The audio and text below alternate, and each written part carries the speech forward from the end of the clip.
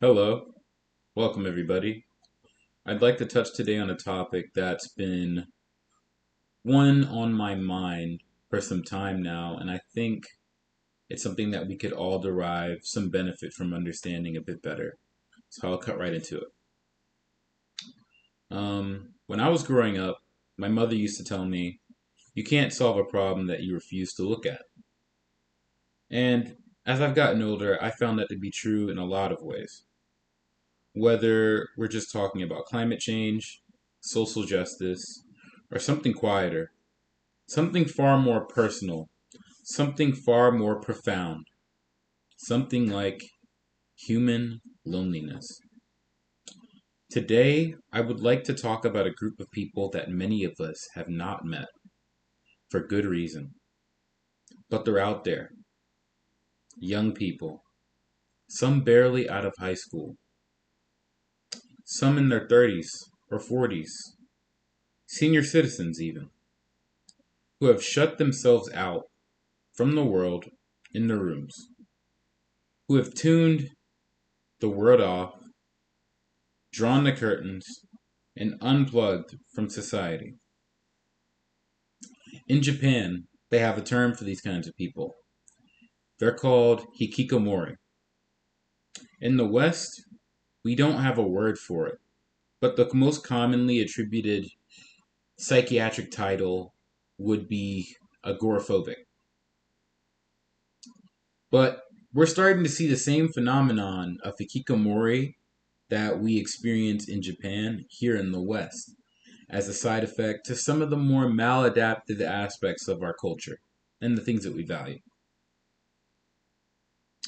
And let's be clear, this isn't just someone talking about taking a mental health day. We're talking about a phenomenon where people isolate themselves for months, even years. No school, no job, no social connection, just silence. And here's what's the most important thing to understand. This is not just a Japanese problem. This is an example of a human issue, and it's growing. In Japan, it's estimated that over 1.5 million people live like this. And in countries like the US, the UK, South Korea, we're seeing more and more young people drop out of society entirely. They disappear into bedrooms, into online rooms, into long stretches of time where the only voice that they hear is their own, an endless echo chamber.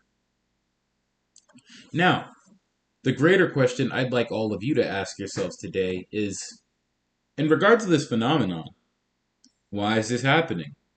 What is the causation? And we're going to get into that very soon. Um, in that part of the world, Japan, that is, that I'm referencing, many would say that it's laziness, that they just need to man up and get out there, face the real world. But that's the easy answer. The real answer is, from my perspective, much harder to swallow.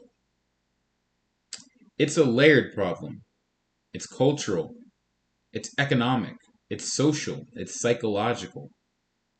And we'll touch on this just a bit. But before I get into all the data information, I'd like to give an example of a diagram, kind of giving you a mental image, something you can use to orient yourself to the idea, um, something you can mentally compartmentalize so that you can correlate the data to something tangible. So, in this diagram, this is meant to represent the hikikomori. This group here represents the in circle. Hikikomori disorder later forms as a response to social rejection. This is the most common theme attributed to hikikomori. So the in crowd is very insular. If you're not a part of the in crowd, it's very difficult to get in. This illustration demonstrates the hikikomori. So the in crowd is this closed off bubble at the core of everything, and the Hikikomori is branching outward, trying to penetrate into the in crowd. But it's experiencing what can be perceived as a judgment because this is a very closed social hierarchy. As a response to the perceived rejection from the in crowd, what does the Hikikomori do? It recoils. But this form right here isn't quite Hikikomori yet. After that core rejection, be it from family, work, school, whatever it may be, whatever the individual values, they go into the next phase, which is insular. It's a equal response to the um, in crowd formation shown earlier.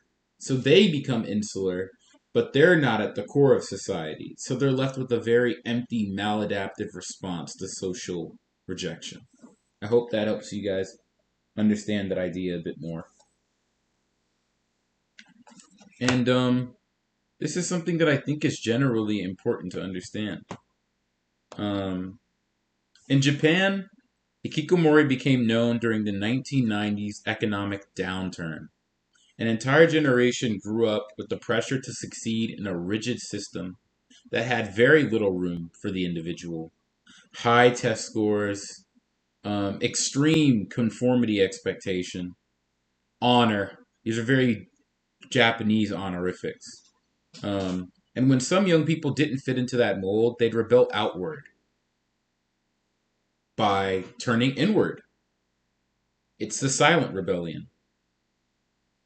I'll put some of these things up on the screen as a point of reference for you guys so you can get an idea of the kind of lives that the Hikikomori led.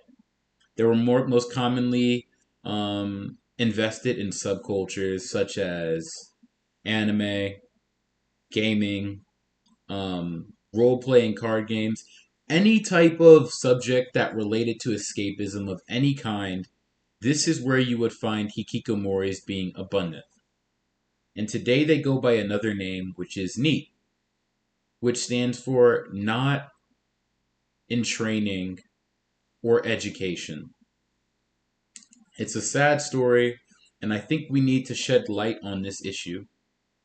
At the moment, it's predominantly a Japanese issue, but with the advent of technology collecting us all, forming a greater collective surrounding this technology that is so transformative, it is an issue that we too could be facing in the West soon.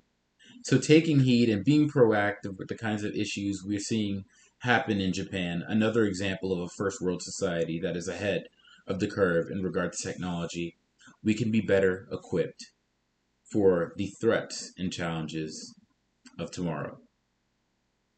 I'm going to put some photos up as a point of reference for you guys just so you can orient yourself around what it is that I'm talking about. And I thank you guys so much for tuning in.